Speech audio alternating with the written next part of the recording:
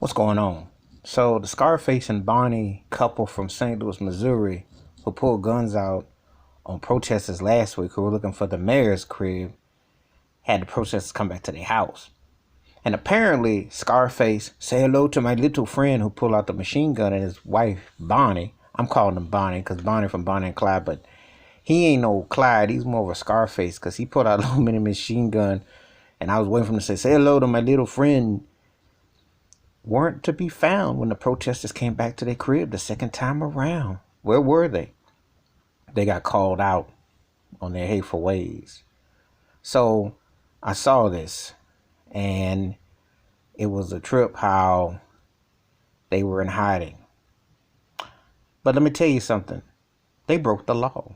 For somebody who's so much about equal rights and prosperity and everything, when they pulled a gun out on somebody, he violated the rights. He crossed the line.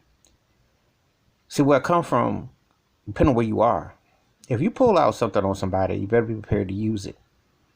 You can't pull out something on somebody and not expect retaliation.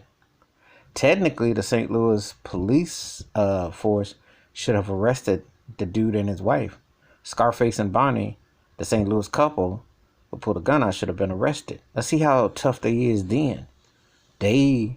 The black guy who walked by who had the t-shirt that said hands up, guns down, no one presented a weapon. They walked by. If somebody walks by your property, you can say it's your property, but if you pull out a weapon on them, that's intimidation. And from a racial perspective, that's racial intimidation. So technically, that tough couple in St. Louis broke the law. But where is the wax racist St. Louis police to put cuffs on them? Where were they at? Yeah, Scarface and Bonnie ain't nowhere to be found when people were coming back. They all hiding and they get on CNN. He got on CNN crying and talking all this, oh. No, fool. You started it. So, see how tough you are now, Scarface. But anyway, that's my thoughts and take about the St. Louis couple, Scarface and Bonnie. When the protesters came back, they were nowhere to be found. They ain't pulling out the gun the second time around. They running and hiding because their racist ways and their agenda got played.